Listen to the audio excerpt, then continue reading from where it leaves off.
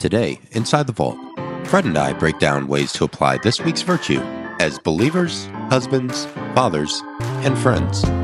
Whoever you are and wherever you are, we're glad you made it. Are you ready? Let's get back to good. Welcome back to good. I am going to do it different this time. I'm kicking it over to my man, Fred. Fred, kick us off. Say hi to the peeps. Welcome them into our next episode. Tell them what we're talking about. Kick us off, will you? Hey, everybody. This is a good one. This is one definitely that I will say I have, in certain areas of my life, think I've gained enough experience, and yet I definitely have some opportunities in other areas. And we're talking about self-regulation. How do we control our emotions, feelings? How do we deprive urges to do things that we probably don't need to do? More than anything, not to be led fully by our emotions. And how do we make sure that we're being very conscious in our decisions about what we do and why we do it?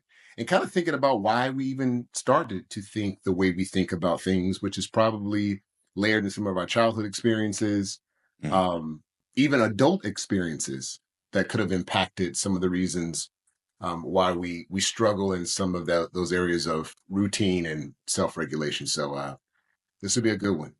Yeah. I'm gonna read something real quick as we jump in, and it may seem like it doesn't tether to this, but to me it does. And actually, it tethers to the whole context of what this entire series is about. Because Fred and I went back and forth as we were framing up doing this, which I don't know, we're like maybe 5-6 episodes into this now, something like that. Yeah. Yeah, man. Check. Don't. Yeah. I mean, we're getting into it a little bit. We'll see.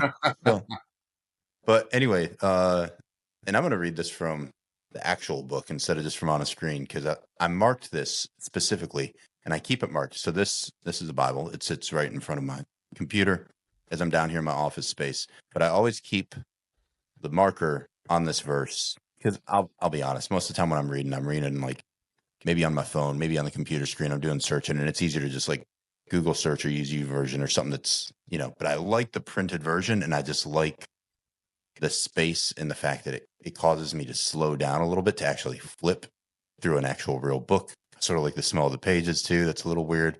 A little bit of nostalgia of actually reading instead of just looking at a screen. Probably healthier for me too. But this is Micah 6:8.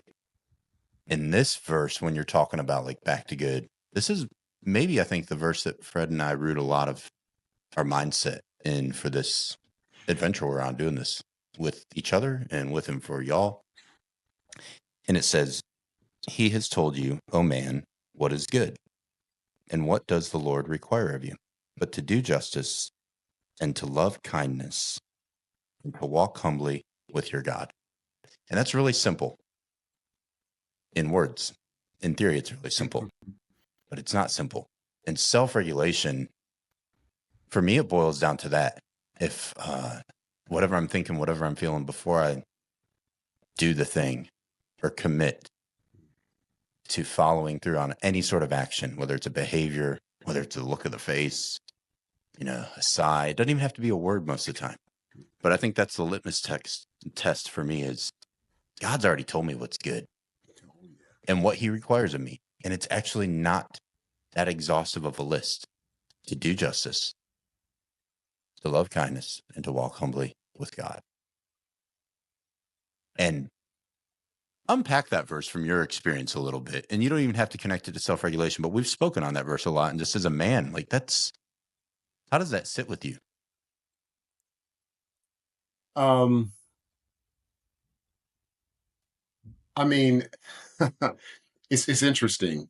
We are often in a battle within our minds first, before we ever manifest anything. The thoughts pass constantly. I don't know about other people, I'll speak for myself.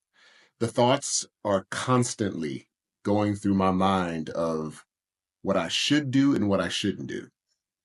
And I think is your obedience, for me, it starts in the small things, so that when it gets to the harder decisions and harder choices, it's just like, we were just talking about working out, right? You start at a lighter weight and you work yourself up. If you go into the gym thinking you can bench 305, the first time, you're going to get proven wrong very quickly. Hmm. But throwing on, hey, 225 Hey starting man, out. I hope you're not asking me to throw out my numbers in front of everybody because I'm not biting. You, Not you, even. I am you got. past that phase in life. Let Yep. me let me be clear about that. Let me just say this: NH baby, not happening. Continue,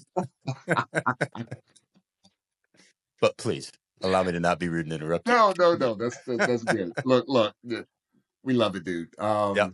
But yeah, my whole point is, you don't go in starting out at a weight or Hmm. thinking that you're going to be able to overcome being driven by your feelings and emotions, by not being consistent. It starts Right. with the little things. And for Yep. me, I just remember thinking, if I can just get to a point that I can obey God in the little things, when the big things happen, hopefully the voice is just a little bit clearer. Right. Because to me, that's what it's really about, right? A lot of times, uh, to your point, I love what you just said. You know what to do, and you Mhm. knowing what to do is you hearing clearly. It's what action do you take that follows once you've heard what to do, and that's where most people get stuck. It's like they hear it, so I know what I'm supposed to do. I know that I'm not supposed to be driven by emotions. I know this next action that I'm going to take is not the right one. I know the Mhm. decision I'm about to make is not the right one. The question is, will I follow through on the thought or will I align my action to what I heard in my spirit? Yep. And that's the true decision, man. And just that's that battle, right? It starts in the Yeah. mind that you're constantly warring more It than is. anything in the Oof. physical. And it's such a mental discipline, Yeah. but I think the heart of the matter, the true heart of the matter of this concept of self-regulation, self-control might be the way you hear it. I think either or. To me, they're relatively interchangeable. Yeah. Um, you're regulating, you're controlling. So it is in the mind. But also, man, it's so deep. It is a spiritual battle. And by spiritual, I'm not getting off on some preachy thing for people. Like, you don't have to believe the way that Fred and I do. I'm just talking like it's emotions. It's the thing that you can't draw me a picture of what your emotion and your spirit looks like. It's intangible, it's invisible to you, but it's so real. And much like Fred said, like, man, I think life teaches you that while emotions are valid to understand, to feel, sometimes there's that gut instinct. We've been given them, so we should embrace them to the certain extent that they're healthy. But also, a lot of times they are the worst advisors. Don't be seeking your emotions as some like top highfalutin consultant because it's probably not the one you need to be listening to. A lot of times, Yeah. maybe not. Depends on how you've reeled that in and disciplined how to navigate that. But it is an invisible struggle that I think everybody, regardless of their faith journey or regardless of their faith at all, um, there are things that you can't see that Yeah. aren't bodily grapplings that we deal with. And it is a mindset, it is a heart posture, and it is a thing that is deep within you. It is the wellspring of your life. And is that wellspring springing up some murky, mucky water that nobody wants to drink from, or is it cool, clear water that's refreshing? And that comes from, I think, this discipline of this topic of self-regulation. And I really like the framework that the dude that I talk about a lot, because I really like his writings, the Apostle Paul. He was a smart dude. Uh, he was Saul, and then he had his name changed to Paul, and he was one of maybe the most well-read, well-versed, intellectual Christians of the early church.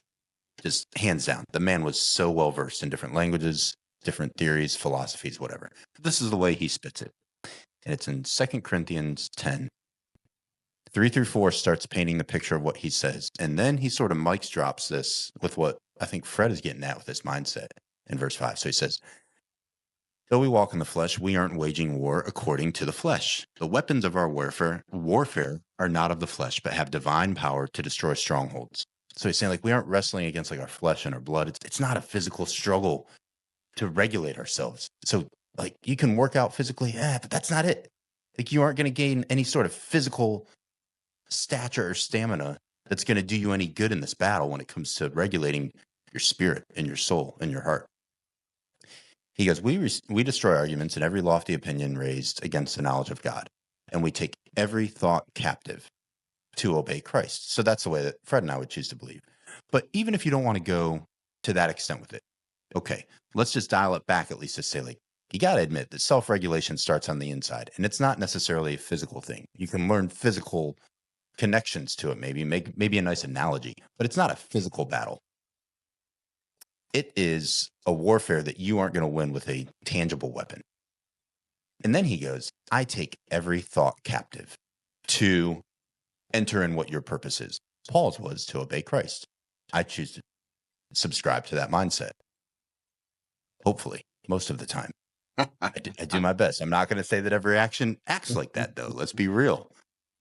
So, man, like when you hear that in self-regulation, I mean, and I know you've heard, those aren't new verses to you. That's not a new passage to you, but that's the first thing that popped into my mind when you were talking about the mindset and like how there's so many thoughts that can race in and out.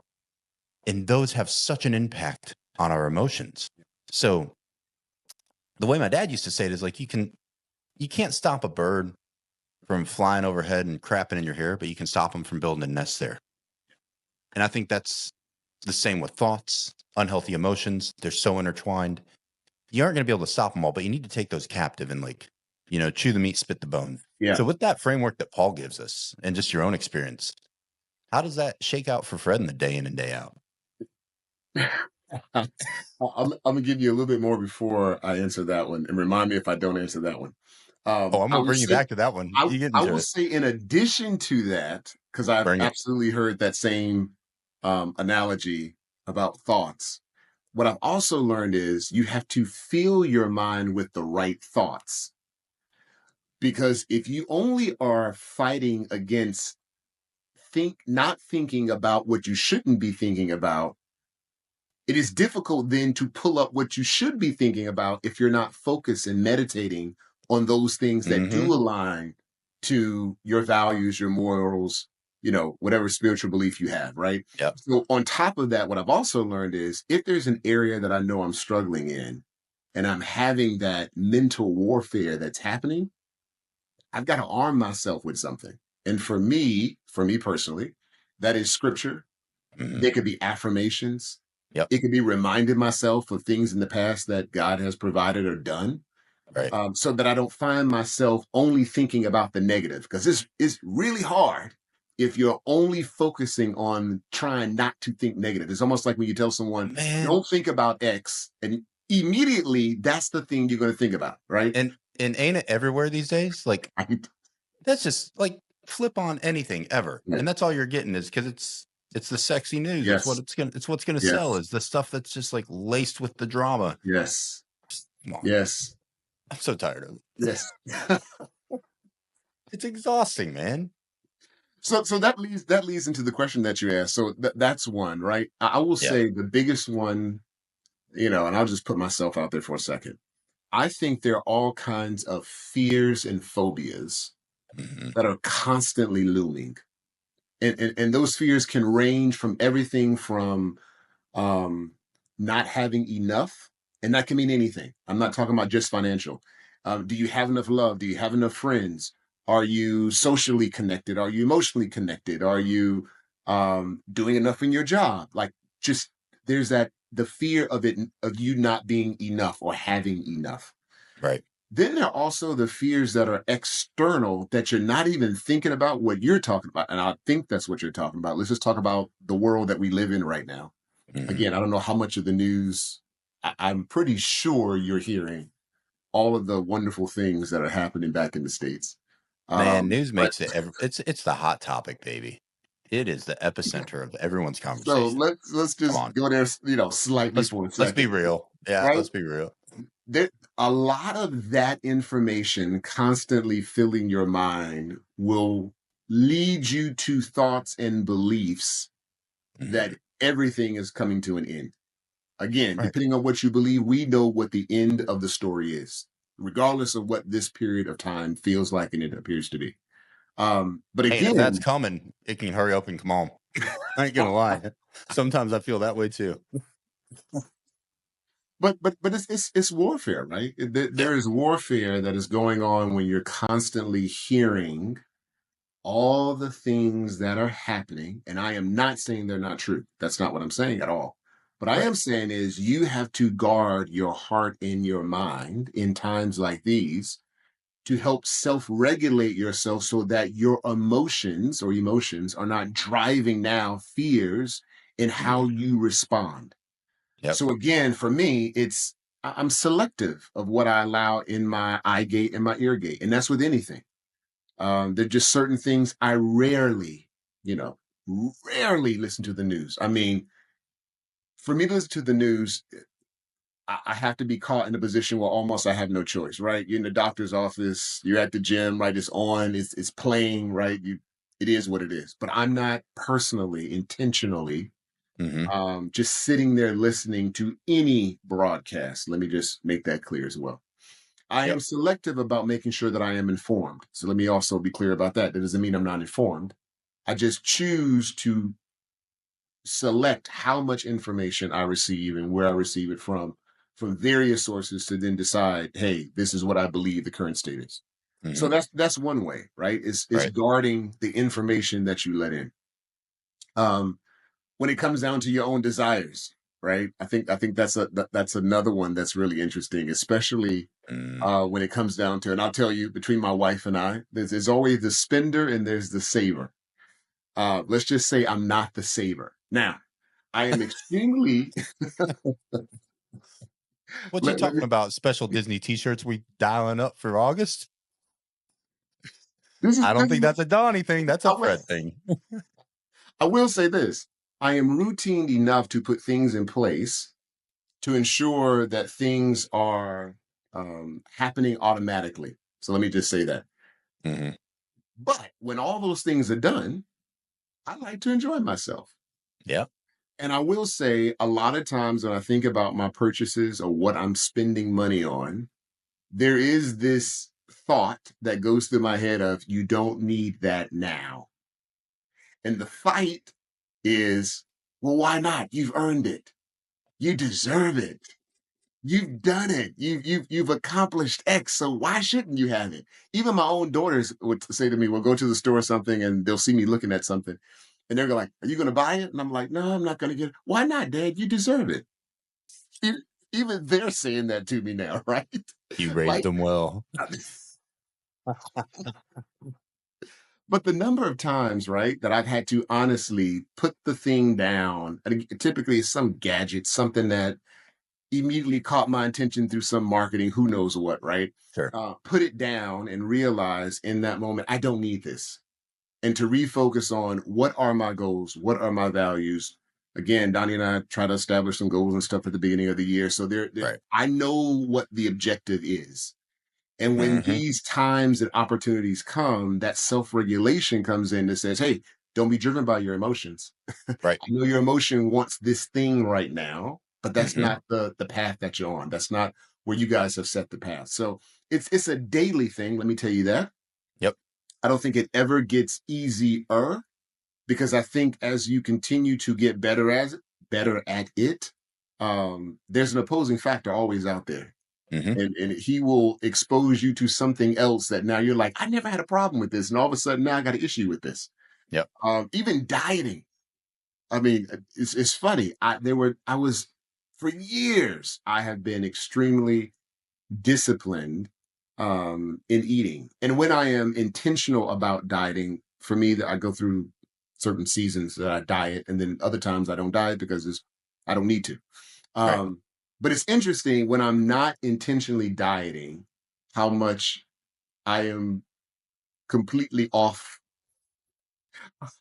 the meter, right? Like I I'm mean, like he extreme. really ain't dieting. Like I'm not dieting, right? And people No. just like, you ate all that? Like you really eat that? I'm like, okay, well, I'm not in that mindset. But then I Right. realized as I get older, right? I can't do that. I can't have these extreme periods of thinking I can sit and eat and hey, joke me if you want, like 10 pancakes, right? Just take it down and then I'm feeling like crap afterwards Right. versus, hey, dude, five's enough or four is enough. Like just stop. Something as simple as like just stop.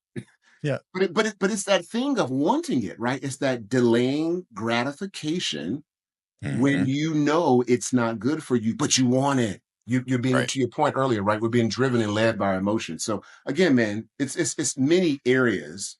As much as we have been on this spiritual journey for a long time, we know what's right. There's Right. still areas in our lives that we're consistently having to work on and towards in order to make sure we keep ourselves on track. Yeah. And I love the word you use because to me, it resonates really strongly with self control. It is so akin to discipline and self discipline, and not discipline like, Fred's going to take out something and start flogging his back when it's done it again. Like, cat of nine tails and whipping Yeah. himself when he does, come on. Like, it's not like he's, in some monastery, just, but there is this sense of disciplines of a healthy lifestyle. Dieting is a good thing because that is something where small things, small choices add up over life. It's funny, man. When I go on trips a lot with a lot of my colleagues and we're in an airport and there'll be an escalator or stairs, I always take the stairs. Yeah. And they look at me, they're like, of course you would. Most of the time the Norwegians do too, because they just like to walk a lot. Right. But if people take it and now they look at me and a lot of my colleagues will, and my buddy Jens that travels, he always does as well. Like he's a very active guy. But some of them that, and I don't judge them. I don't even say anything. They go, why do you take the stairs? I said, because I think that someday when I'm older, all of these small decisions to not do what you're doing and to do what I'm doing will maybe help my joints be healthier and stronger. Yes. I actually believe that in life. Small little decisions aren't so small after time. Yes. And that's a discipline thing. And then the more you do it, it is like a muscle. It becomes almost easier. Like it does. And I'm not saying it's always an easy thing. But there are things where when you can discipline yourself out of an emotional decision enough, it becomes easier with time. There are Yeah. times it rears its head back up for me. Yep.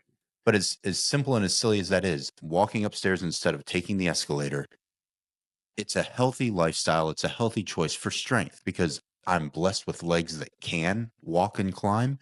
And so I actually start to unpack it and go, it's a gift that I can even walk right now. So who am I to be so lazy and slothful that I can't just walk upstairs?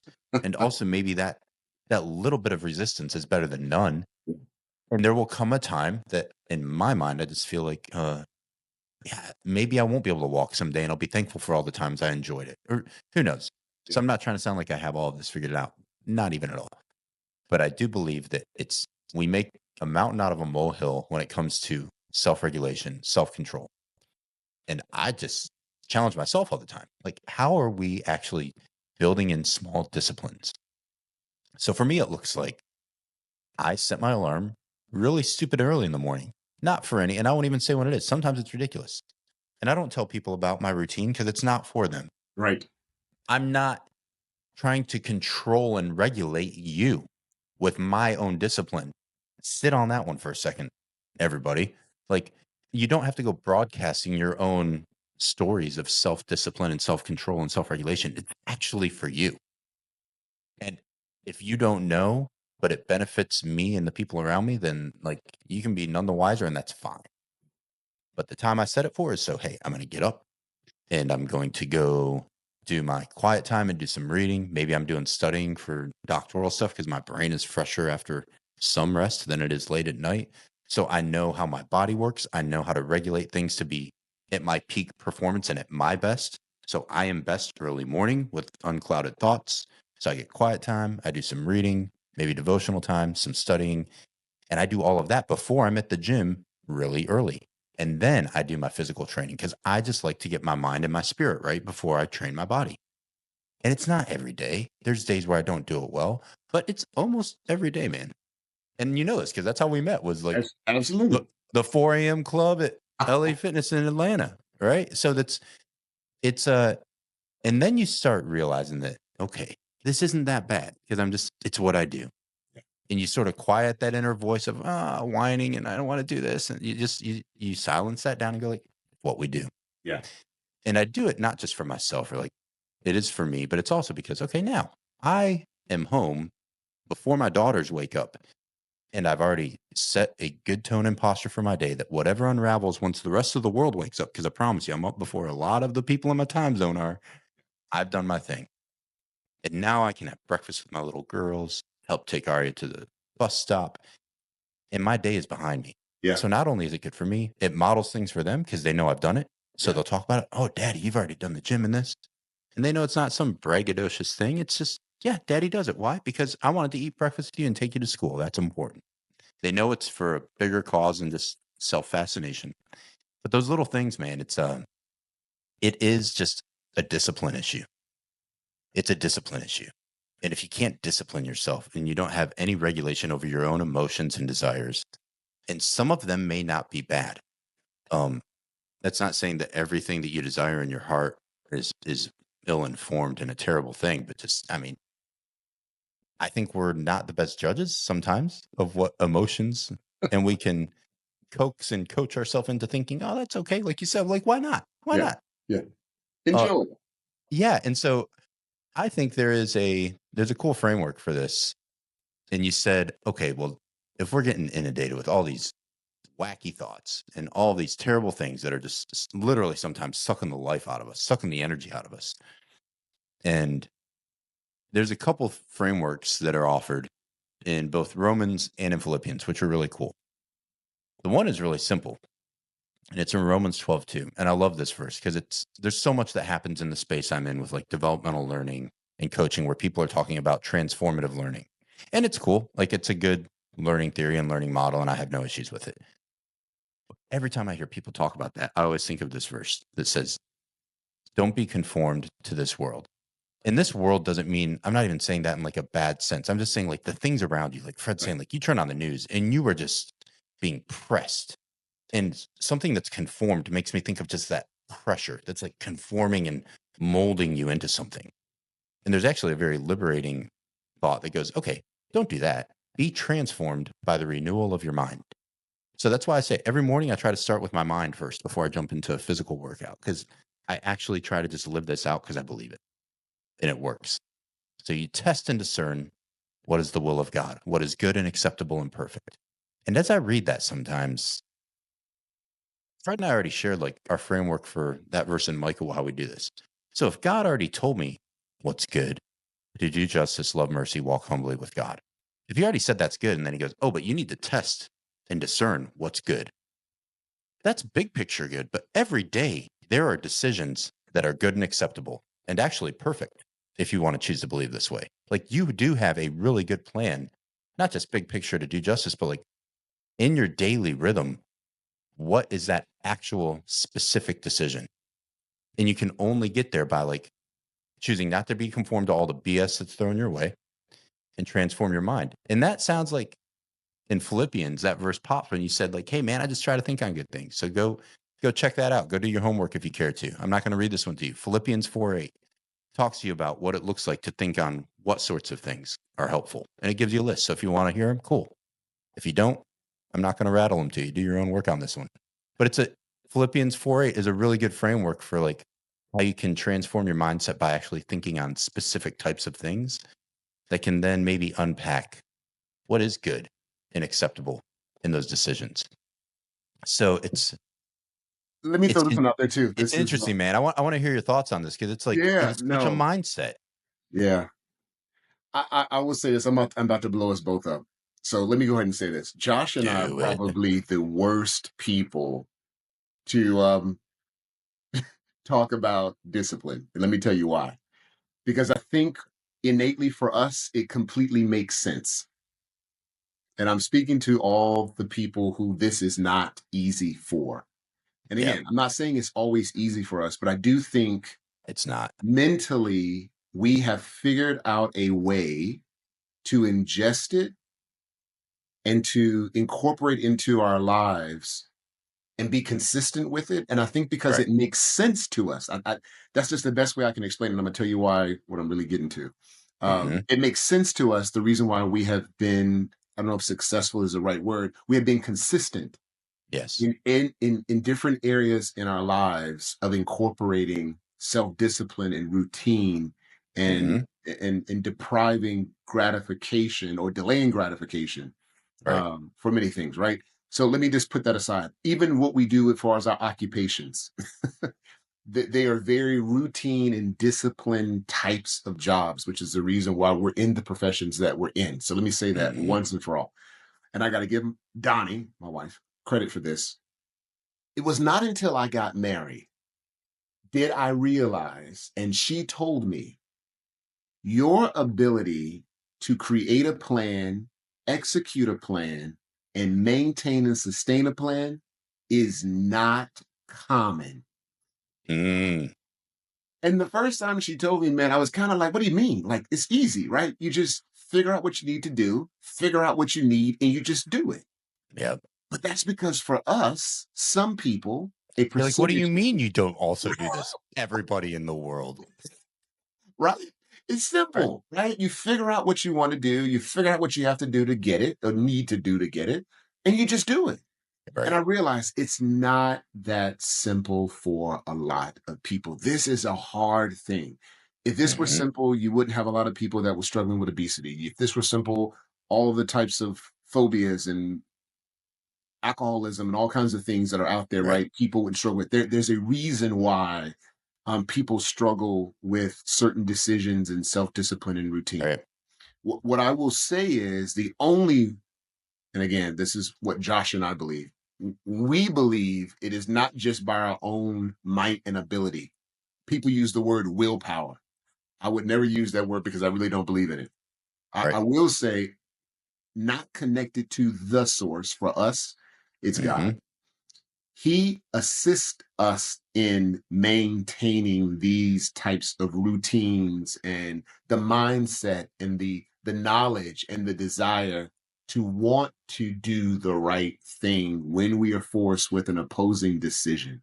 Right. Until you get to a point that you start, and it kind of goes back to what I was saying at the beginning, the little things, like you just, if you're trying to figure out where do I start, how do I start, right? It's the little stuff. I would tell somebody, just start drinking water. People ask me all the time, like, what, how do you diet? How do you do this? Blah, blah, blah. And I'm like, I'm telling you, I've been doing this for 30 years. The attempt Hmm. for you to think and for you to even set yourself up that you're going to be doing the same thing, or as you listen to what Josh and I are saying at this point, we've been doing this 20, 30 years. Right. Like, this is not new to us. This is not something we just picked up a trend. We've been doing this for a long time. I will say, though, it is because of the consistency. And I love what you said earlier. You're right. It becomes easier to incorporate new routines Hmm. into our lives. But I will say, if you don't know where to start and you haven't been consistent, it is very difficult to think you can hear this and just go do it, right? Yep. So I would tell anyone, start small, whatever that is. If it's Yes. financial, if it's emotional, if it's physical, if it's whatever it is, and you've identified, that's the first step, right? Identify there's a deficit. Identify you struggle in something, and there's something. Again, we're not therapists, but I will tell you this is how I live my life. When I realize there is something in my life that I need to spend time in, again, first thing is I need to get educated on it. I need to Hmm. get the word. And sometimes it's not just spiritual word, it could also be natural word, right? Right. Hey, financial. Why do I need to save? I'm simplifying this, but you get what I'm saying. Why do I need to save? Is there a goal? Set a goal, set a budget, right? There are things on both sides of the spiritual and natural that you can start with just educating yourself, Right. right? And then continuing to meditate. So, right, the mind thing, it starts now with the mind. How do you start getting it into your spirit to a point that the voices that you hear are louder in direction or in alignment with what you want versus Hmm. the things that you don't want? So until Man. you get to that point that you are inundating yourself with information that is above what you've been hearing, you're just not going to succeed. I can tell you that right now. Attempting to Yeah. just use willpower or the desire, it's gonna fade. There are Yep. definitely times up. Josh and I could probably give you several examples of times where things have weaned, right? You get excited about something and all of a sudden it kind of fades, right? Hmm. It happens to all of us. The difference is, I think for us, we've done it enough. We've been consistent enough. And here's the thing, we've seen the result. So we know what happens, right? We know what happens when we diet right. We know what happens when we Right. exercise consistently. We know what happens when we don't procrastinate. That's another one that people struggle with, right? That too Hmm. is a self discipline type thing. Procrastination, things like that, right? It's just, it's one of those things, again. you got to start small. I can't say that if we don't walk away with anything today, man, I don't want, because I've heard it a number of Right. times. To your point, I love what you said. I'm not going to tell you my routine because my routine will totally freak you out. You hearing it thinking that's what I've got to do to get that. No, this is what I have to do. And this is how I've Right. regulated my life over the past Exactly. number of And years. also I think there's with that discipline, it becomes, I think in its truest form, the way Fred and I desire it for ourselves and for our families, it does become, yes, it's healthy for me, but because I am meant to be on this earth to be a blessing and a benefit to you. And if you say, who is you? Who is your neighbor? Yes. Yes. If you hear me ever, then yes, I mean you. And that is the heart of it. I'm not saying everybody's like that. I'm not saying everybody that is a disciplined person is like Yeah. that. That's the way I choose to believe, Yeah. because it is doing justice, loving mercy, walking humbly with my God. I didn't say that you choose to make him your God. And I'm not saying that's a choice that I make for you. I'm going to try and coax you into it. That'd be great. That's my heart. I think it's the heart of our heavenly dad, is that's where all people in humanity are restored back to a relationship with him, because it is a beautiful life. And it does, in a world full of crazy, man, people sometimes are blown away how unshaken and unstirred I am by everything going on in this world with 3 little daughters. And I genuinely mean it. I am not moved. I cannot be moved. You will not and cannot shake me. And I don't say that arrogantly. I say that confidently. And I mean it. And this man knows me, and those who know me know that is true. And I say that full of love and grace. But it's coming off of honesty last week.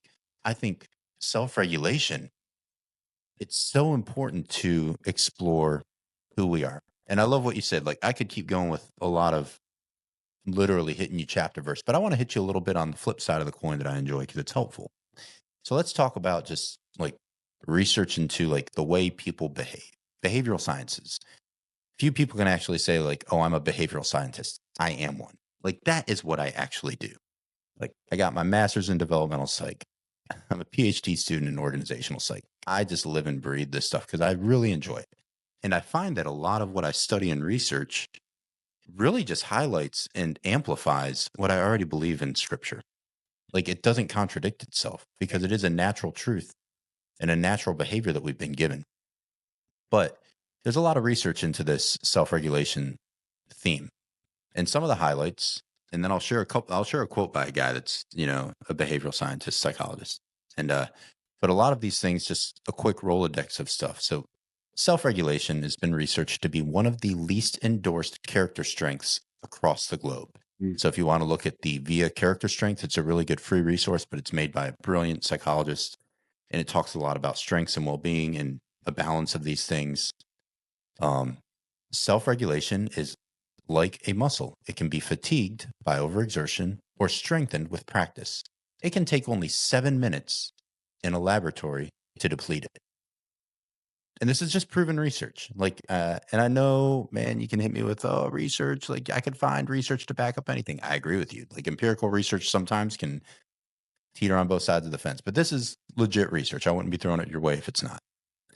As a parent, self-regulation has been associated with child's true happiness. As a parent, and I am going to throw a verse in there real quick.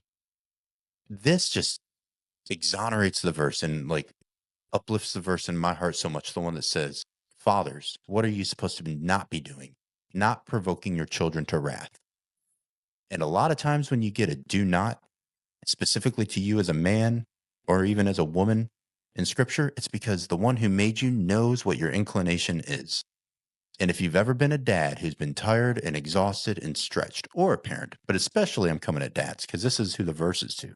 It says, hey, dad, when you're feeling it, don't.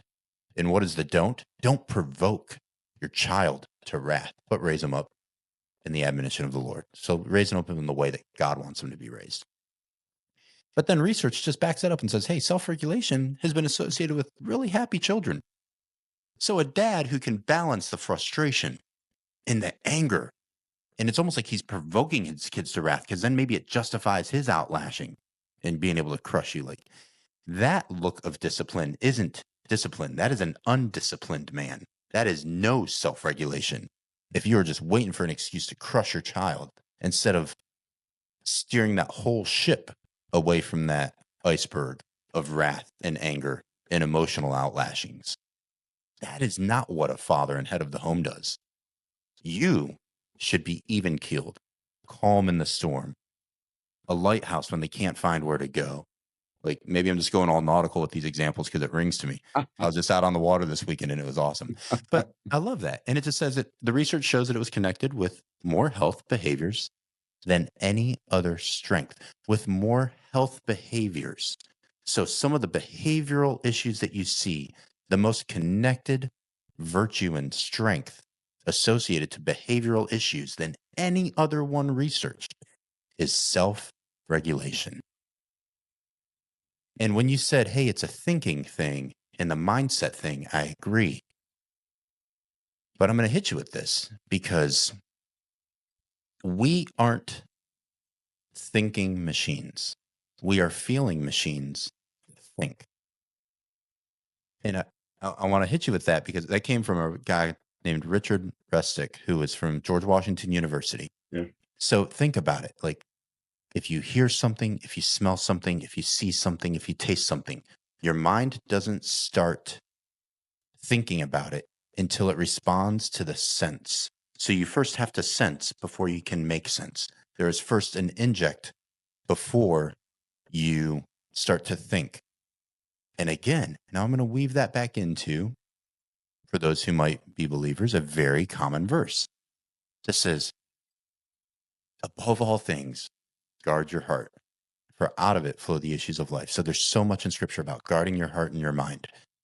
And it's almost like guarding that gateway into what is going to drive what you think and reflect on. So like being careful, the circles you're around, the people you're around, the way they speak to you, even if they're not saying dirty, vulgar things, are they breaking you down or are they encouraging and lifting you up? So not from a negative Nancy mindset, just like, are you around people that build you up, that can then build your mindset and your heart up and build your emotions in a positive trajectory? And much like what Fred said, man, like you hear this and you go like, oh, and you guys are very disciplined. You're coming at this like, I don't even know what to think on this. I promise you it's not that easy for us either. But here's a dude, George Lakoff, that said, and this goes to what Fred is saying, for those that can't really even understand where to start, he says this. It's wild, man. I think this is just where my mind went. So I had to pull up. I give briefs on this to like top decision makers in NATO, and I talk about framing problems for their people and the behaviors of like top level decision making cycles at a strategic level, right? And I give them this stuff, and I hit them sort of in their feels first, and they're like, "I thought we were going to talk about military decision making," and I'm talking to them about behavioral feelings with people. But when I pull the thread on it, they always walk away and they're like, "That blew my mind." Yeah. But I said, when you're trying to solve a problem and you're trying to have some sort of mental rigor or discipline on something, and you can't appreciate that not everybody around you might think in the same framework you do. This is what George said about it. He said, people can only understand what fits their neural circuitry. When facts come in that can't be made sense of by one's neural circuitry, they will either go unnoticed, ignored, found puzzling, and then we start tipping the scales into a little more hostile territory.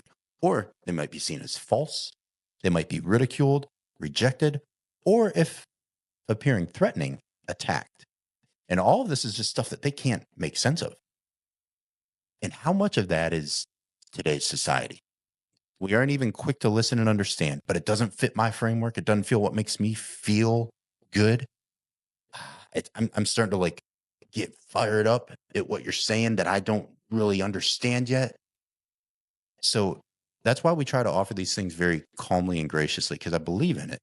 And I believe that like disciplining your spirit and your emotions is really important. But if that's not an easy thought, I also like, I appreciate that, because there's so much that's not an easy thing for me to learn. And there's so much daily that I can't grapple with. And I think for me, I have to take a beat, my initial response is honestly to just sort of go quiet and like be a little bit prayerful and reflective on if something is said by someone else and I take offense to it and I immediately start getting defensive, that is the quickest highlighter under something that I probably need to pay attention to more than anything else in that day because it doesn't fit me in my framework and it riles me up. And if it's eliciting an emotional reaction instead of a worthy and thoughtful response, discipline and history repeating itself in my life has taught me that they just struck a nerve that needed to be struck. And that happens to me all the time. Like, man, I don't know. So when you were talking about the mindset, I agree. It is a thinking thing, but I think it's so important what we put in front of our senses and what we put into our minds and into our bodies through the things that we taste, see, smell, hear, surround with, Yep. relationships, settings. Some of those you might not be able to control, but I think we probably have more control and more regulation over Yeah. the external, which strongly influence the internal capacity to self-regulate. So that's the way it sort of frames behaviorally for me. But I'm gonna flick that one back on over to you now Uh, and get No, your whether you have I stories or agree. thoughts. No, I agree, man. I don't think there's anything in there. I think we're saying the same thing. I think just using a slightly different lens, which I think is good. Yeah. We're both saying just be careful of what's feeding your thoughts. Hmm. I think you're coming from the perspective of it being feelings or senses. And Yep. same thing, right? If it's words, if it's people, if it's environments, if it's old behaviors, if it's cultural norms, I mean, it could be a myriad of things of Right. why you are thinking the way that you are thinking. Hmm. Again, I think what's most important, regardless of which lens you use, is you being able to distinguish between what morally aligns to your values and goals and Right. focusing on that versus focusing on the negative. I think at Yep. the end of the day, it doesn't matter how you're taking in the information. It's what are you doing with the information once you get it. Hmm. So that's the big thing for me. I want to go back to something you said though, because I think this is one that I'm still, and we've talked about this in a couple of segments. Take it Is on back because how do we keep this flow? after you share this, I'm going to ask you to give like practical because I want this to transition some for people that are listening from this like not being just a heady conversation or theoretically. Yeah. I want it to be practical. So I want to hear like a good Fred story and the thing that pops. So share what you're going to share. Then I'm gonna ask you to dig personal and just like in a good way. Like when has this been a strength that you've been able to apply when you didn't want to? But share what you're going to do. Then I'm going to tell you Mm. to Okay, now you get got real me with it. going. Um, well, I was going in a slightly different direction, but I'm interested in You go your how we way. can. You zig and then I'll No, zag you back I'll in. come back to it, but now you have me thinking about that, and I was trying to figure out this next one. With our kids, as fathers, back to this provoking thing, right? Setting that example of teaching them how to self-regulate, because I Oh don't man. believe it is completely innate. I do believe, again, No. I think it's easier for some people than others, but I do believe it has to be taught. So I was gonna actually, again, we're girl dads, right? And we have these lovely We are, ladies in buddy. our lives, There's a lot of and feels. All of them. there's a lot. All of them. You name it, we got them. Um, but yeah, and I'll say it the best way I can. And again, I never say anything that I hope that I'm offending anybody. I think it is really Mhm. interesting, again, as we are fathers of all girls, of having to really tote the line between not allowing and I'll say speak for myself, I think Josh is the same way too, but maybe our non-emotional side, Mhm. um, not dictate to our girls how they should be, but balance it in a way that allows them to still make decisions that are not emotional decisions. Because Right. I think our extreme of not necessarily being not emotionally driven And Hmm. maybe their way of communicating by using their emotions can sometimes conflict. Sure. And I think in trying to raise girls, I will definitely say, I often, here's a self regulation for myself, is to not judge their emotional reaction to something as being wrong Right. or immature, even though they're children. I'll still think in my mind, I'm like, no, but you're 10 now. You shouldn't be thinking that way, or that should not emotionally move you. But I think Hmm. that's a challenge, man. It's funny because now I'm thinking about it. That's actually something. The question that you're asking me, Yeah. that in disciplining, in directing, in having conversation, of ensuring that I am not biased in my way of dealing and handling things um, as a male, but teaching my girls to use the gift of emotions can sometimes be difficult. Because Yep. again, if you're not a person who uses their emotions, and again, I think emotions, people think it's always the extremes. You Emotions can be anything. You can have anger. People like to use certain, they like to assimilate or associate Right. certain emotions with certain genders. And it's kind of like, no, no, no. Those things could be flipped at times. They could be all kinds of things that are driving why you feel the way you feel. But I Right. think it's difficult. My whole point is, I think it's difficult and challenging, period, just raising children, but doing that as the opposite sex in where again normally normally is probably not the right word, but typically we don't start with an emotional response. It is solve, it is problematic, it is figure it out. That's how we teach, that's how we instruct, that's how we Sure. kind of govern our homes. And you have to realize, I have to realize, I have girls. Hmm. And there's another lens that I have to then be aware of. And I have to regulate my need to quickly move past the emotion and quickly just get to what I think is the problem in Yep. trying to solve things. And I don't want, again, that behavior to be what they think is the only way, because there's nothing wrong with how they are going or using their emotions. But sometimes for me, it could be perceived as you're just complaining, you're just whining, Right. you're reacting emotionally, right? Hmm. So Yeah. And what's your experience as you've dealt with your ladies? mm, I'm going to strike a nerve for myself and for a lot of men and for a lot of women. And I'm going to level the playing field really quick and really fast. I think first of all, if you're a man and you associate certain emotions or certain traits only to a woman, you're wrong, because every human capacity to feel, to emote, to live, to express is given to you the way I believe in the image of God. And that is not, that is, sex agnostic. It does not matter whether you are a man or a woman. So, and people are going to get frustrated maybe if they hear this, but I get super annoyed when I get painted into a corner of you are just a protector and a provider. Yes, thank you. But I am so much more than that. Definitely. And also, my wife is a very good protector and provider. So don't limit her to Right. something that and say, oh, that's your husband's job. And I'm not saying there aren't differences in men and women, because there are. So I'm not mincing my words here, but I'm coming at you, the collective you and all of us, to like, where do we pick up these notions and where have we been so misinformed that as a man, we can't step into a space emotionally with our daughters and show them that that is just a gift from God? Now, the way they regulate that is super important.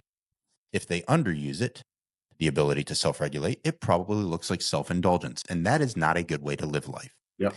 If you overuse it, it probably looks a lot like inhibition. And also, I don't want someone who's timid and unable to be relaxed and natural, and they're so self conscious and wrapped up in their own mind that they can't even regulate their emotions in a healthy way to just be.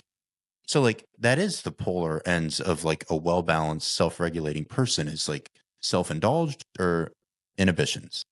So, and I think that that's It's a problem when I have people, and I've had men that have come to me and men that I've coached, and it's difficult. I'm going to be honest. Men are difficult to coach at times. A lot of men don't want to be coached because it's a pride and arrogance thing of like, I got it figured out. And this is where I'm going to circle it full circle for us. And I talked with Matt about this. Man, I love that dude so much. And I told, before we clicked record, I told Fred, I said, this was the longest episode of Off the Hinges. It was like 2.5 hours. And before we even clicked record, I talked to this man for over an hour. He had his whole night free. I was the booty crack of dawn for me in the morning, man. It was post midnight, pre sunrise. It was when everybody's sleeping. Everybody in the club and getting tipsy. They're all sleeping. They all went home. Lights were out, but not for this guy. But it was, man, it was such a gift because hearing Matt's story. But this guy, I mean, he's a Marine Scout sniper, like combat veteran. Just the grueling training this guy's gone through. Like, he's the epitome of a disciplined man that knows how to like stuff down emotions and feelings for a purpose. And that's needed sometimes. And I unpacked this a little bit with him, but I think back to the fatherhood thing, especially with girls, even if I, as me, someone who agrees and appreciates emotions, the times I find it the hardest, I'm just going to be real. I will turn this target straight onto my back. The time it is the hardest for Josh to regulate my own emotions and to regulate myself is when I start to lose control. So if I'm in control of a situation, I can stay calm because I'm still in control. But the moment it turns on its head, the moment I lose control of a situation or it's not going the way that I imagined or hoped or even know it should go, when you lose control of a situation and you are no longer in control, can you still command your own emotions? And that is the true test. And that has so much to do with failure. So failure looks a lot like, how can you control yourself now? Right? Can you regulate yourself now that you've actually failed and life has jacked you up and you didn't do and perform and say and act the way that you thought you should? And I've had a lot of that in life. And I think honestly, like setting children up for that as a father in a healthy way, giving them tasks that are difficult and telling them this is going to be difficult. I'm here, but like let them peek behind the curtain and say, I'm doing this because it's going to be difficult. And I want you to feel the struggle of how you want to react. And I want to coach you through maybe a better way. So like if you're a smart parent and a smart friend, I think you make these environments where you can learn in a healthy way to fail. And I'm not just saying in the cliche, like, oh, failure's really, like failure isn't just about like, you're going to fail and then you're going to learn how to do it better. Maybe you'll never figure that out. But the gold in that situation is when you can learn to regulate and control your emotions. Because for me, man, and I've seen it with a lot of people, and I think it's true, self-control or self-regulation is the hardest when you have lost all control of the situation. But then you go like, what can I still own? And that's your spirit and that's your response. And that is the name and the integrity that you have at the core of you. Okay. So what does that look like? You do have control over that. So I would argue that even when you think you have lost control over everything in life, the most important thing is still well within your grasp. And that is your own response, your own emotions, your own spirit. And I had a struggle with this when I was a little man. Probably one of the very first scripture verses that my mom made me memorize was a verse that says, he who's lost control over his own spirit is like a city broken down without walls. And the reason that was the first verse I was made to memorize, maybe after John 3:16, is because I was a pissant. I had a terrible temper and I could not control my emotions to save America or to save anything, much less myself. It didn't save me a lot of times. It ruined me so much with my dad. I was like, dude, wait until your dad gets home. I'm like, oh God, this is so wrong. This is going to be terrible. But I did it so much. But that failure, even at an early age, and my parents were so dialed in. So when you go like, how do I help a child who just loses control? You've got to be present and you've got to be consistent and you have to model the behavior you want. And my father never lost his cool with me. He was such a good dad. He really embraced that. And man, I know I drove that guy to the edge of the cliff so much with especially when I was doing it to his bride, which is the way he referred to her. Like, that's my bride. It was no longer my mom. It's like, what did you say to my wife? And I'm like, oh God. Yeah. Right. So I knew it. I knew it angered him, and that's okay. But he never lost control. He always lovingly nurtured me in the way I should go. And he showed me a better way. And he was present to do that. And my mom was present to do that. And I think the discipline I now have ingrained in my heart for so much of who I am, when I do lose control of a situation that I never really had control of anyway, I found that I still can control myself. Are you getting better? I'm gonna stop you for a second. Are you getting Yeah, better please at do. Are you getting better at recognizing that? Recognizing Absolutely. that when you thought you were in control, you never were in control? I think I've had a really healthy appreciation, especially after becoming a father, but even before that, Mm. that I can't really control anything in life. And I'm not trying to sound cliche, man. Like, people say, like, you know, cute little one-liners on podcasts and things all the time. Like, that's my heart. I have been in enough gnarly situations that have rocked me to my face. That's just like, I can't control anyone or anything or any outcome. I am not in control. And I think that just being like, okay, like, I've just seen that, man. And that doesn't mean I don't plan, that I don't have, like, you and I are big time planners. Like, I do have a hopeful course of action that I can do. Yeah. But man, life has just caught me sideways so much. I've just realized, like, why would I even stress myself over stuff that I'm not even guaranteed I can be here tomorrow? Much less am I going to be able to script it. Yeah. That's not going to happen. So yeah, I have. I think through maturity and just experience, I've realized it's not even realistic to think I can control any of it, because I can't. I wish I could say the same, man. I'm be honest with you. That as much as I would want to say that, my actions don't align with it. And I can tell you why. Planning. I am the Yeah, I am like I know you, brother. I love you so much. We're the same in that aspect. like I believe in a plan. I Hmm. believe in a plan. I believe in a detailed plan. Oh yeah. It just that's how my brain is wired. I'm thinking about the options. I'm thinking, and I love what you just said. It's going to be something I'm going to think about for the rest of this evening. Is that even when I've planned so much, I don't leave enough space for the unexpected. As much as I know it can happen, Yeah, like I've seen it before, and you know some personal stories in my life, right? I do, buddy. As Yep. much as you think, you know, you can plan every detail. You can think through the scenarios. You can have options A through Z, right? All these things Hmm. plan out. And there will always be the AA, as you go through think Yep. about, right? Is that it's the next one that you didn't think about, The sub didn't paragraph I forgot about. Oh, right? Right? It's just something about that, man, that still, yeah. if you want to go back to the question you asked me, and I was thinking right as you were talking, Yeah, yeah. what do I struggle with? What is the everyday?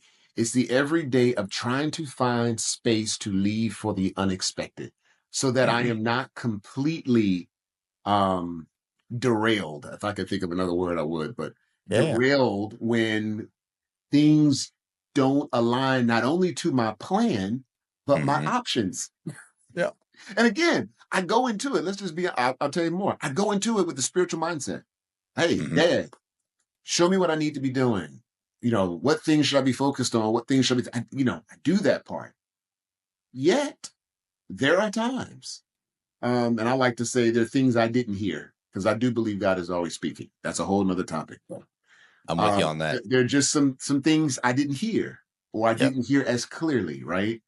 And there are these things that appear to come off, from left field that just kind of Hmm.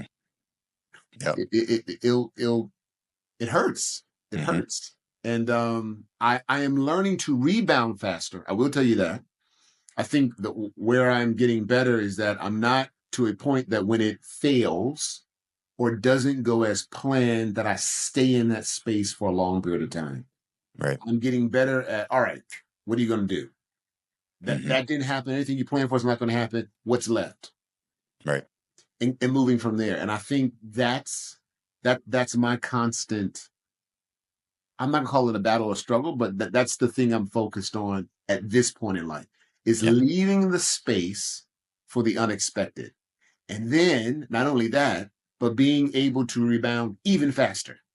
Yep. Because even right now, I can linger there for a couple of hours if I wanted to. Like just, Oh, I know, you man. know, Yep. why didn't this happen? And I did this and I was doing this. And we go through our list, our Hmm. checklist of all the things that we've done and we're doing, right? And trying to figure out, well, why didn't it happen?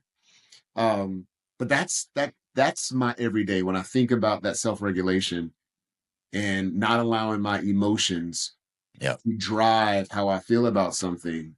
I will tell you, as routine and as disciplined as I am, and because I am so routine and disciplined, it's when things don't happen in a routine way. And again, don't get me wrong, I do some things that are spontaneous, don't I? Because I think people sometimes are like, wait, but how is it that you did this in your life where you moved here and did, all kinds of stuff, right? There's an aptitude for risk that I do have. But Right. rest Right. assured, I've thought about it. I've thought Keep about playing it. that risk. Yep. There's like, you know what? This could blow up in my face. Yep. This may not work, but I thought about it, right? Versus when it's that thing that you don't think about. And Right. so dude, I can pick that up from you. No, That's admirable but I that know you're. you Well, at thanks, buddy. least But had that mindset. It's I'm working on it. I'm a work in progress. yeah, well, I also am working on it. I'll say this. Your your spirit and your demeanor and just your presence are so powerful, though. And I use that word very intentionally because a lot of the things that if people are either it's fear or it's failure or it's things that drive emotions. Again, I'm using very intentional choice words right now because I'm going to share. I want to go back and forth on a couple stories as we close this out, just to give people practical examples. So I'm going to give a story first of an experience I've had with my children, and I'll ask. You don't have to, but if there's anything that you have that's a practical example of Yeah, when I want to share like good news stories, not just yeah, like, oh, this was a struggle, because I think that self-regulating isn't just from a negative side of like, oh, you selected this bad emotion and you need to learn not to choose that. A lot of learning how to regulate is being able to control that throttle when your engine redlines and you didn't even expect it. So you didn't even choose that emotion, but it just flared up inside of you and you actually didn't see it coming. So it's being in control of your own throttle is what I think of. Like if my system wants to redline, how can I like lower the gears a little bit? Or if I need to accelerate right now, it's not always just like a backing down off a bad thing. Like when do I absolutely. need to engage and go full bore on something that where others might be timid? I need to press in. Yeah, That is also like regulating, like ramping up. So it's not just a denying yourself or self-deprecating or like, oh, don't just manage this vice. It's not a negative mindset. I think positively you can regulate yourself to really press in when others go like, "Ooh, I didn't even think I should step," and you encouraged and inspired me because you were bold there when I don't think people would have that natural capacity to be bold. So I think it can be a beautiful thing too. And I hope people hear that and don't just hear a negative, like just disdain from this vice and this thing that cripples you and this bad thing. It's all emotions and all capacity in our lives, I think is a beautiful gift that can be twisted when it's not applied the way that the creator actually meant for it to be. Um, so I'm going to share a quick story on a very short one on what I saw with my oldest this past family movie night, and then I have a personal story from like at work how I applied it.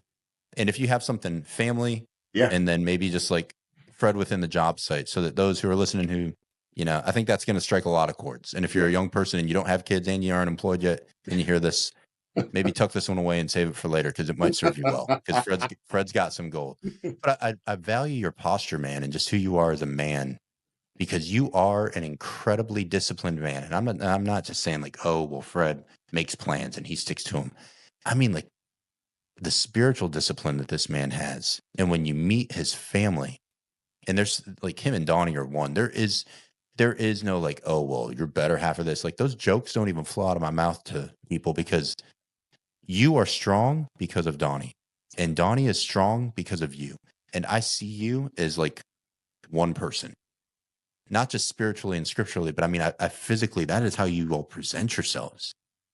And I value that. That's why you do this with me, man. That's why I want a brother like you to chop it up with, because there's no one I trust more. Like, I could leave my entire family with Fred today, and I would have full trust to that. Maybe they'd be in a better spot than if they hung out with me all day. I don't know. I don't know. But there aren't a lot of people in life that you could say that about. I don't, if you're honest. So like, find someone like Fred. But I think Appreciate it's a beautiful thing, man. So like, as a man, I cherish that when a man shows emotion, is well disciplined, is, a professional, sure, polished, sure, the way you present yourself as well. But if you were to crack Fred open and look on the inside, man, that is a heart of gold. It really is. And I know that it doesn't come easy. I know it comes through a lot of work and persistence, but that is his heart. So I think it'd be cool to just hear some stories, just as how you lead as a father and how you lead as a workplace leader. So for me, I saw this, I see it all the time with usually my middle child, and I love her, but she's normally the one that's more emotive and emotional. And my oldest is usually the one that's like, man, she's just firm. She just, like, she's so sweet, but she's solid. She doesn't crack. And we were watching a movie the other day. They asked, like, family movie night. We rotate. We do pizza on Friday nights, and we rotate who gets to pick the movie. And she was like, "Oh, I want to watch." I think Mom said she used to watch Hunchback of Notre Dame, the old Disney. And Laura's like, "Oh yeah, it's been so long since I've seen that." And I was sitting there, sort of like chatting with Laura. I'm not gonna lie, I wasn't paying a lot of attention to the movie. I was sitting there on the couch, just like, whatever. And something came on the movie, and it scared her to her core. I don't even remember what it was, but it was like towards the end of the movie, and there's like the villain in all of these movies it. always. And usually she's cool as a cucumber, man. But something about it like just struck her hard.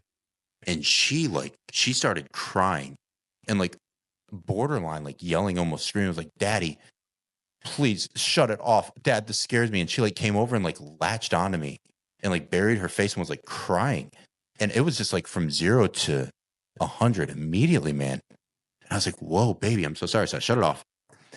But as a father, I think regulating emotions isn't always like teaching your children to make wise choices. There are going to be inputs Yeah. that go into their systems that I wouldn't watch junk or whatever with my children intentionally, but for some reason, that's how she reacted. That Yeah. was her emotion.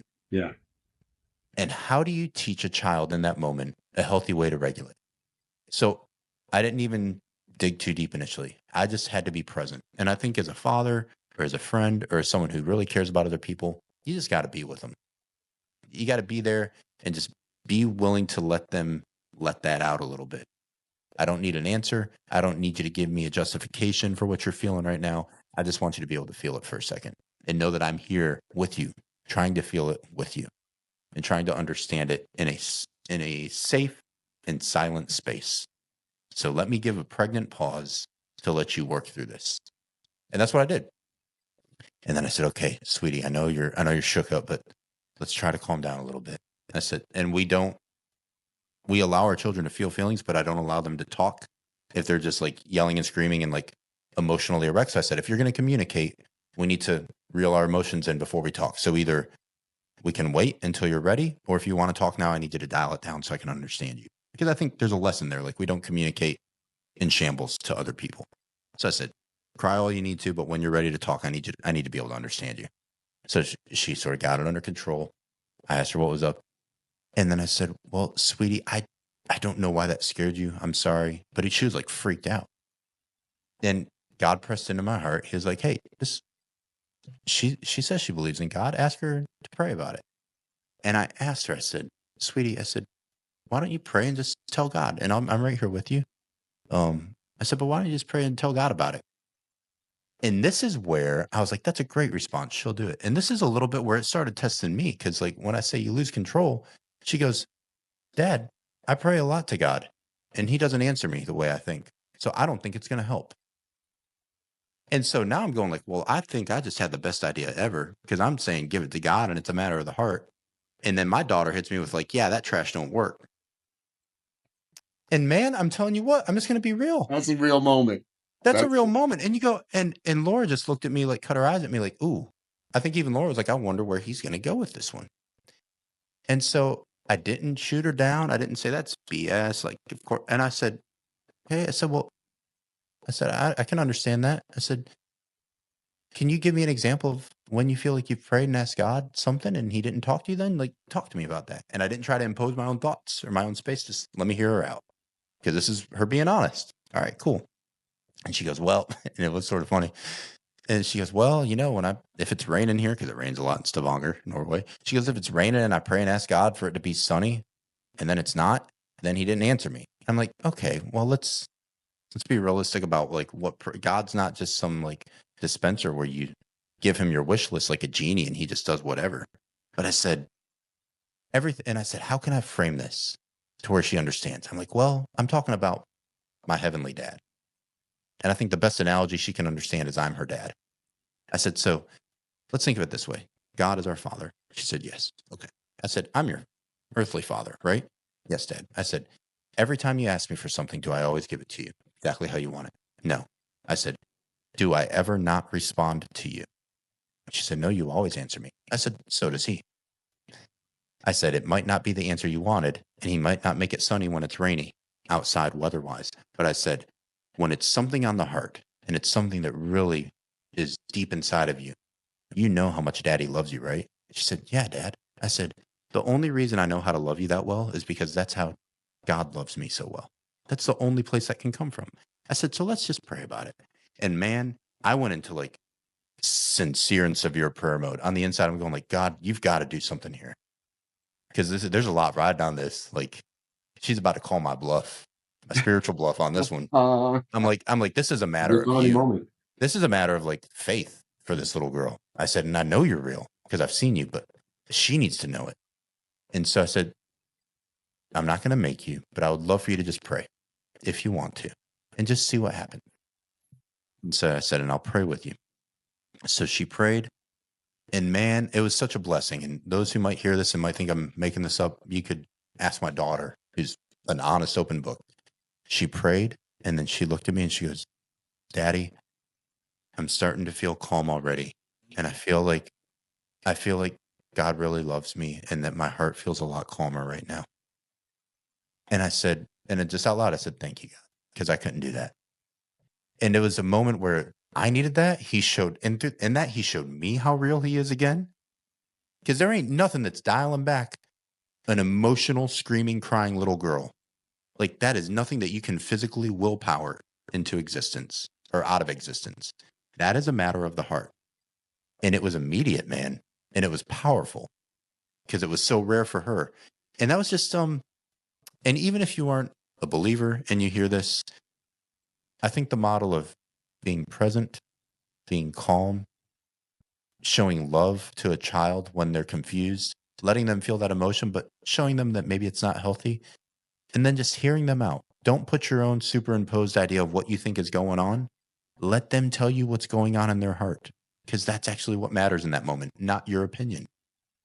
And it's hard because I felt out of control. I want to help her. I want to control this. And I couldn't. And that was, for me, it was an emotional, difficult regulation. So I wanted to step in. And he goes, you better not step in right now. This is not you. She does not need to meet you right now. And that was so hard as a dad because I wanted to fix it. And I couldn't. I lost control. And it was a beautiful moment. And I can't even tell you how much self-regulation in my heart was going on. And it sounds like, oh, you handled that really well. I felt like I was all over the place, dude. I don't even know what was happening. So there's my kid story. Thankfully, Arya saw a good side of it. But inside, I was really checked hard. Like, thank you for stopping me from doing things that I naturally probably would have screwed up even worse. But I know you got some good ones because you got the 3 girls too. Good So Lord, dude. Ah, um, the first thing that comes to my mind, I would say, is actually pre-kids and pre-wife. mhm. I will not do this story much justice, but I will hit the highlights. I would consider my first real test of faith. Um, I was 23. Mhm. I had just moved to Atlanta. I had just bought a new home and a new car. And I was working for a company that at this point I had been working for them for about a year and a half. And about 6 or 7 months after I had moved to Atlanta, bought the house, bought the car, I got laid off. Mm, So think 23, not much savings, mhm. not a lot to fall back on. If you remember me saying earlier, planning and having a plan is always something that has been very important to me. But it's that one extra option that I Right. didn't consider that completely rocked my world. And long story short, man, it led to me being unemployed for about 9 months. Mhm. And it was a very, very tough time. My house went into foreclosure. My car got repossessed. Electricity in my house got turned off. But what I knew for sure and what I held on to was, if I'm going to believe what I believe, if I'm going to continue to be, at this point, I'm calling myself a Christian, God's going to have to do this. The only way out of this, it has to be God. So it was a constant battle for Mhm. 9 months to keep myself in a sane state. That is the best way I could say it. If anyone probably would ask me at that point, they probably would have um, labeled me as having some type of breakdown externally, because looking at what was happening to me at the time, Yeah. to the natural eye, was, this guy's crazy. Like, what do you mean you waiting on God to do something? There were some instructions, I believe, and I still stick to them to this day, of what I was given, of things that I could not do. I could not ask anyone for money. I could not take unemployment. And Mm. I could not seek a part-time job. Those were the things during this period of time that was planted in my heart, because I had to know for myself that God was Jehovah Jireh, that there was no other Mm. source. And it was tough. It was extremely tough. I I couldn't love even that you tell my just used that parents the name whole for him story. too, by the way. That's man, you Um, just hit me with that one. Mm. yeah, it was extremely tough. And during that period, um, the most difficult part, it wasn't even the loss of things, to be honest with you. Once the first thing got taken, I remember even when my car got repossessed, I was actually keeping, at the time, these are some close friends of mine, had some kids that I was Mhm. babysitting, whatever. They were just hanging out with me. Doorbell rings, and it's the repo guy.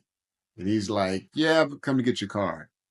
And I just went and got the keys, handed it to him. And that was it. And I remember in that moment, there was almost a feeling of relief, because again, at this point, I hadn't paid my car note in like 3 months. I don't know what Yeah. the time period was, right? Um, but just going through that period of stress and thinking about, well, what could happen and what might happen. And I think when things actually started happening, it was almost a feeling of relief, because no longer could I be stressed about losing my car, losing my house. Yeah. I will tell you though, during that period of time, in those 9 months, after about 6 months, miracles started to happen. People can believe what they want to believe. I know for myself. Yeah. I would be in various places, and people would walk up to me and give me money. They would Mm. just say, "God told me to give you this." There was a guy, I will not call his name because potentially he may at some point listen to this, um, that I had known for years and did not tell my situation to, Yeah. handed me a check, folded up. I'll never forget it. And I just kind of pushed it in my pocket, didn't think anything of it. Again, remember, car has now been repossessed, house is in foreclosure, um, electricity had been turned off, by the way. That also had happened. Phone got cut off. So I couldn't Mhm. even, again, at this point, I still had a house phone. So that house phone was working, no cell phone. So Yeah. people could reach me, but it was still challenging. I That got wouldn't be home. flying these days. Nah, not You many people. you done. Exactly. And I finally got home. I don't know where I was. Who knows? And I finally got home and reached in my pocket and pulled out, and the check was for $2,500. I'll never forget Mm, it. And it was just enough to keep my house from literally being taken away from me. Because it had yeah. gotten to that point, I had negotiated, blah, blah, blah. Those of you who ever been in a situation like that, they give you chances, say, hey, can you just send us $100, whatever. I had been doing the little things that I could. But at this point, it was like almost 7 months in. I think it was not close to the time that I got my actual job, but 7 months in, got the check and again. So again, over and over and over again, Jehovah showed up for me. Mhm. And again, the battle was not necessarily about the losing of stuff or the shame or the guilt. It was about keeping my faith in me consistently believing what I knew to be true, despite what I was seeing. And I think Right. that's the thing that many people struggle with is that visually something can be before you, but you got to get it in your head. I mean, I feel like we've gone full circle in this conversation. It starts with the mind. I Mhm. won't leave the story there. 2 months later from that point, I got an opportunity that took me back on the road. And the reason why that's important is because I was able to live off of my company because of the type of work that I was doing at the time. And I was able to save all of my income to pay all the back bills that had built up for the 9 months. Mm. Literally, I kept that job. I keep saying literally, but the job sustained. It was almost like who was that in the wilderness? I forget his name. The raven came and fed him every day. Oh, I know. I just forgot it. All you Bible scholars, you know who I'm talking about. yeah. But at a Like, man, certain point, it stopped. y'all Right? both brain farting. What's that? I feel it. I don't know why I want to say it's either like Elijah or I Elisha, think but it's I'm probably Elijah. wrong. I always get Elijah mixed up. But We're not going to use Google. We're probably wrong. Prove us wrong. Fine, go dig. You get the point. but the whole point is like he provided. There was provision seen every step of the way. Right. And I have definitely gone, full circle in life. God has now taken me to a different place in a Mhm. different season where now I can look back on that. And it really is the foundation of my faith, where I started in truly believing for myself, not living through the stories of my parents, not living Mhm. through the experiences of those in scripture, but I had my own testimony and experience of faith. And Mhm. there was something about being disciplined during that season and not giving in to temptation. The temptation was to just go work at McDonald's, just get unemployment. And I'm not telling anybody, please, if you're in that situation that if you're doing those things, it's not the right thing. You have to do what you feel led to do. Right. For me, for my experience, this was important. I had to know for myself that my source and my only source was God. That's it. Yep. Anything else that I get in life, as much as I want to think, my work, my planning, my education has allowed me to receive that it's not it. Mhm. The only source I have is him. So Man, that's so good.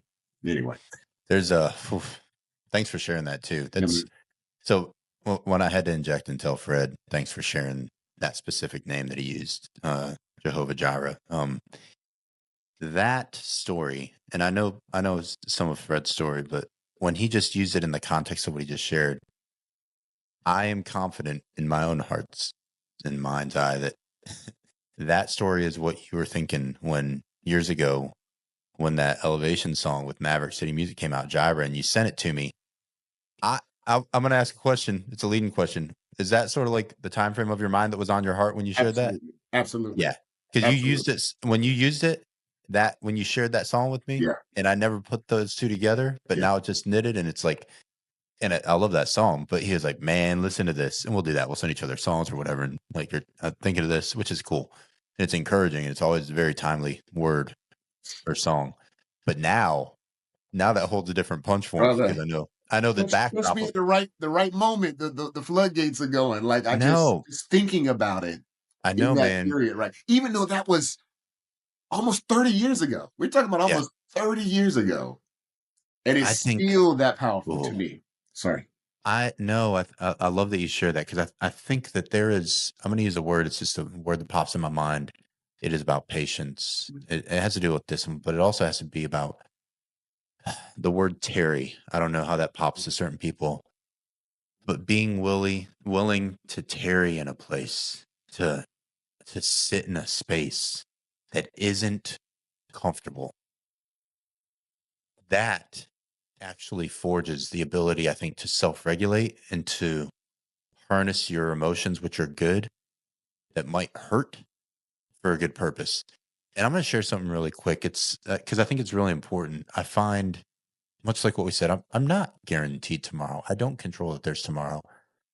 I'm not guaranteed that I'll have a chance to edit and chop this thing up before anyone else hears it. But this is me and Fred, so I'm going to share it. And if I get a chance to edit it and dump it out your way and you hear it and it helps you, fantastic. I hope it does.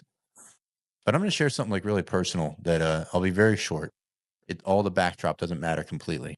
But this past week, a couple of really powerful things happened where I felt very blessed that when people called on me and needed me for something in a work capacity, and then just recognized something in a neighborly friend capacity, the thing that they highlighted, which is something I really strive to do, is that I was known for being calm and consistent and a man of just integrity that they could count on to give some clarity in a moment. And I'm not saying they were looking at like, oh, you're so disciplined and you have a plan. Like something that I was called on. So like the general that I work for, a Marine general, and he's a brilliant man. He did 21 plus years as an FBI agent. He's also a Marine Corps general. He is one of the most intelligent men I think I've ever met in my life. And he's so calm. Uh, he has his like law degree, so is JD and all these things, man. Like just a brilliant man and very even tempered, very calculated, very measuring. He had a very important thing he was working on that was an issue. And he has his own military assistant.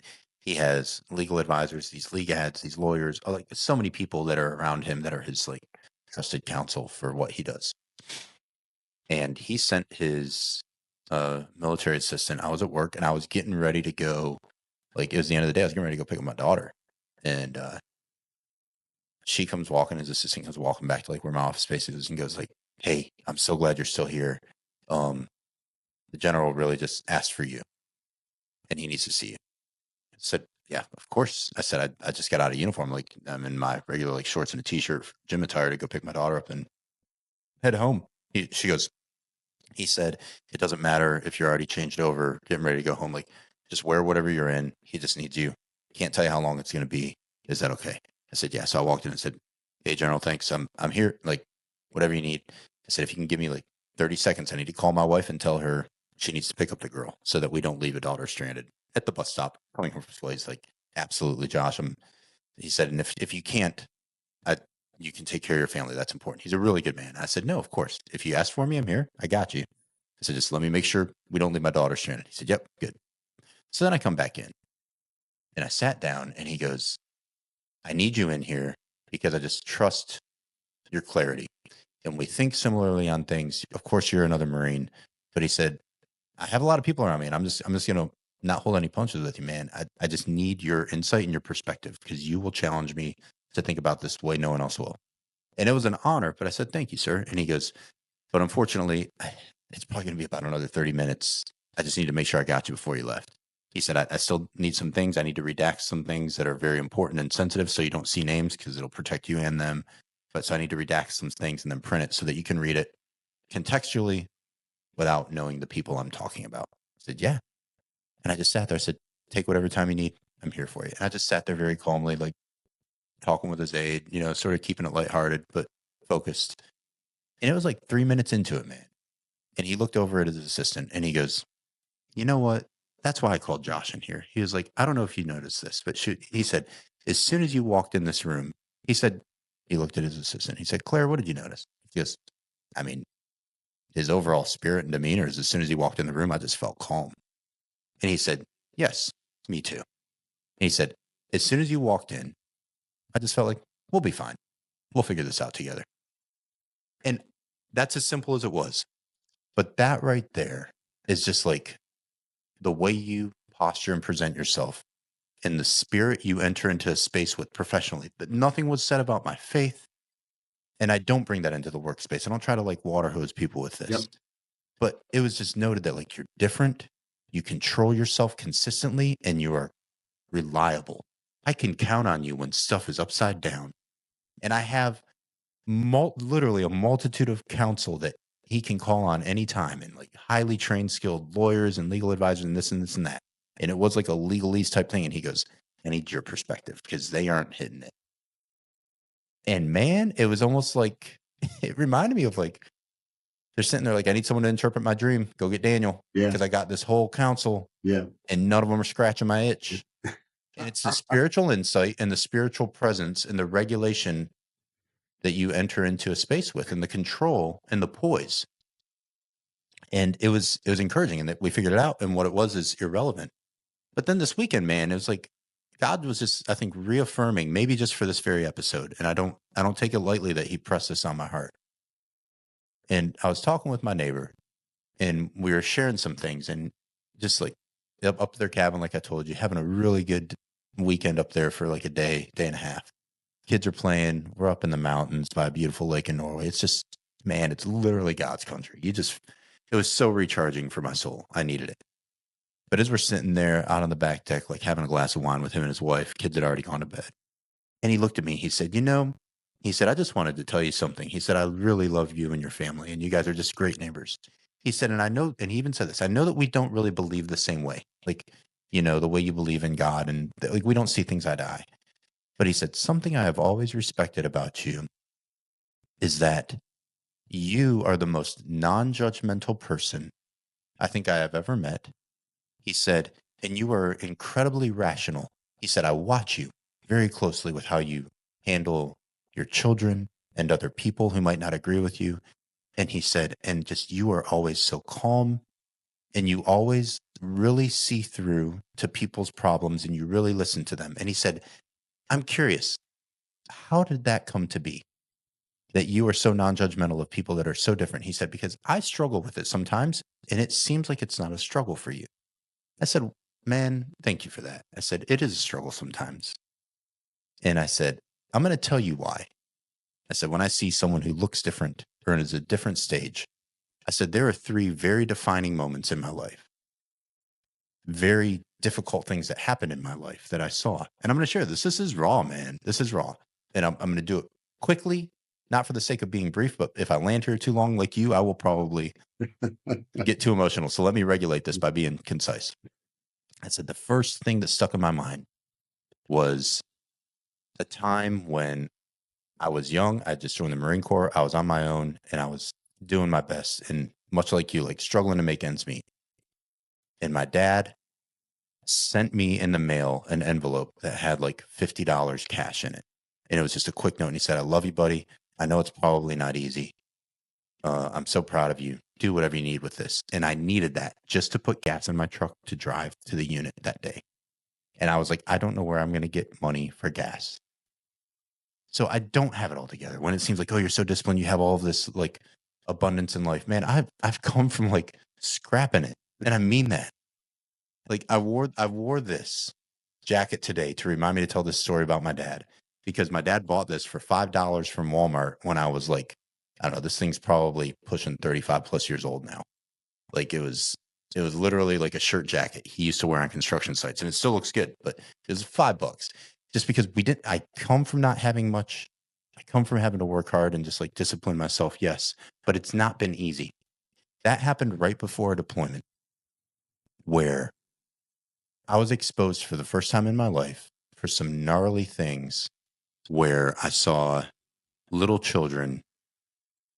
I'll just be blunt, man. It doesn't matter where I was at or what units were doing what. But I saw little children used to come running up, like wanting food from our vehicles as we go through town. But there were always kill zones. And they would always like try to, get you trapped between buildings in certain areas and like ambush you. So like you just didn't stop moving if you're going through certain streets.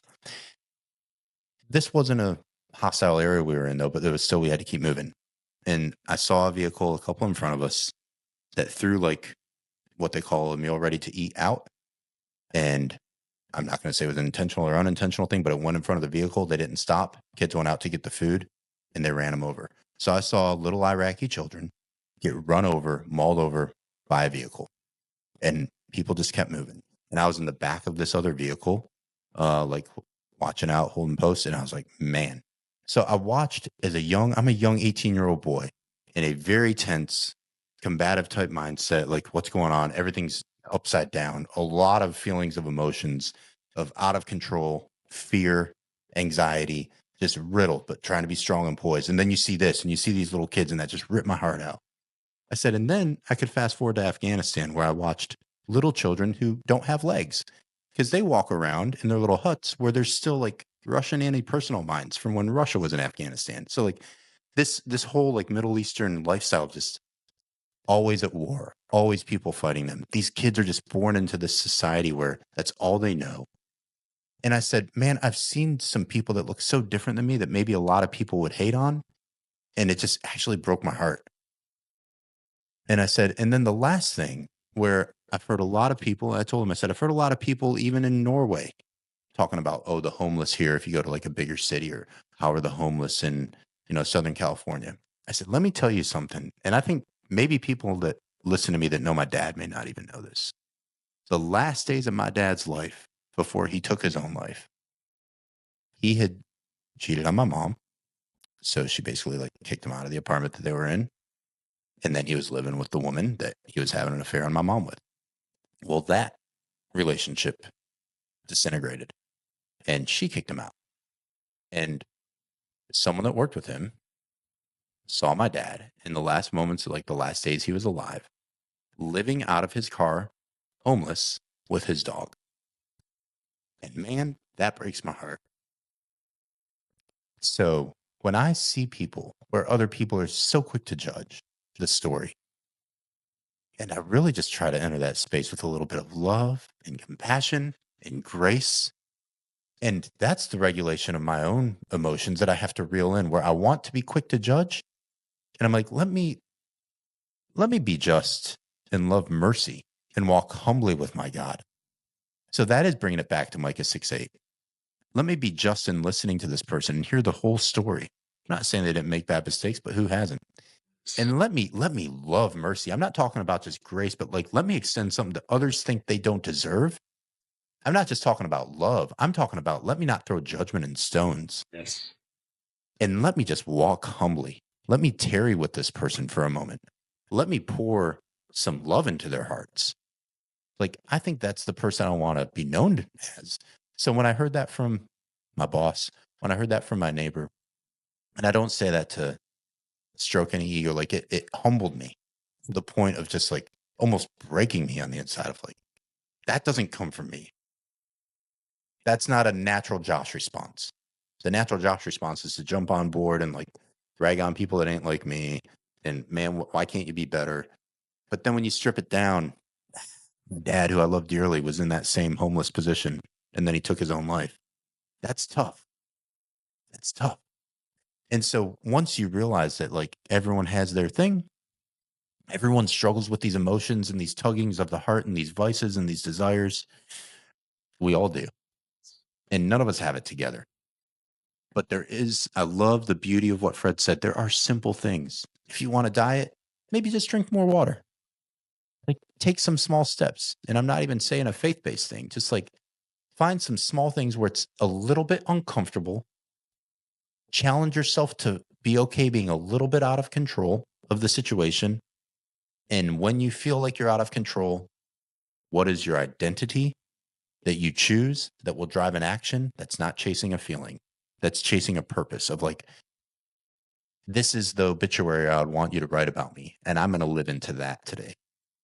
So that identity, man, it's what drives me, and it is hard, but that discipline is so important. And that's, I think, what I don't get it right much, but it regulates me. And that is the thing that I want to honor about Fred for those that are listening is like, I don't even know if y'all can appreciate like the forging of this man's character that has come through just like straight fire, dude. And I mean that. And it's rough. And so you might see like two men who first world problems now, right? I got you. And I promise you we appreciate that. Yeah. But it's not lost on us that that's not everybody's story. And it's not that far in our past stories that wasn't the case either. Absolutely. Absolutely. And it has come, everyone has their version of hell on earth that they're going through. Yeah.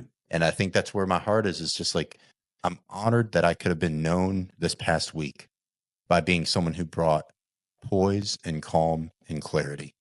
And as a man, I can't think of a greater honor or privilege than to like shoulder next to someone when they had such rich counsel, but they wanted the clarity and they wanted the self-control and a heart that cared.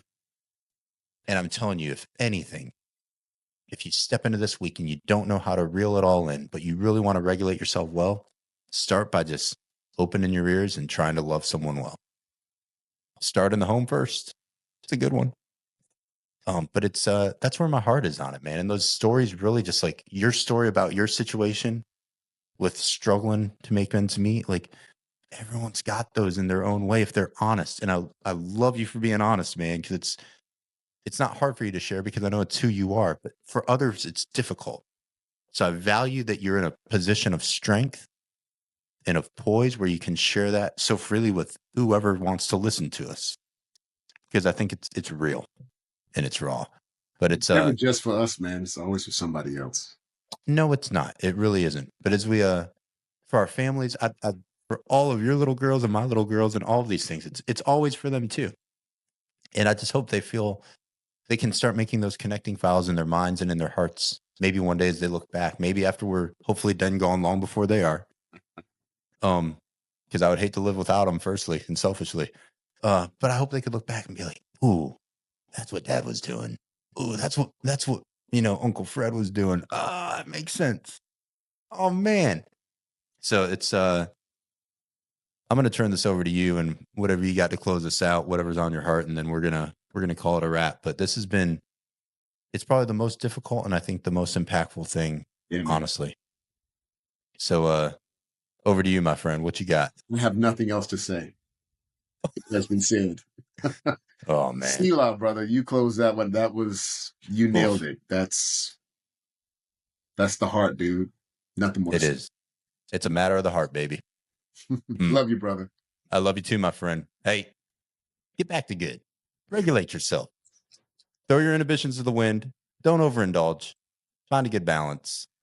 If you need a friend, we got you. There you go. Proud of y'all. Thanks for tuning into this episode of Back to Good. Don't forget to follow Foundational Coaching on your favorite social media platforms. Fred and I are honored to be a part of your story today. We hope this conversation has helped bring your head, hands, and heart back to good.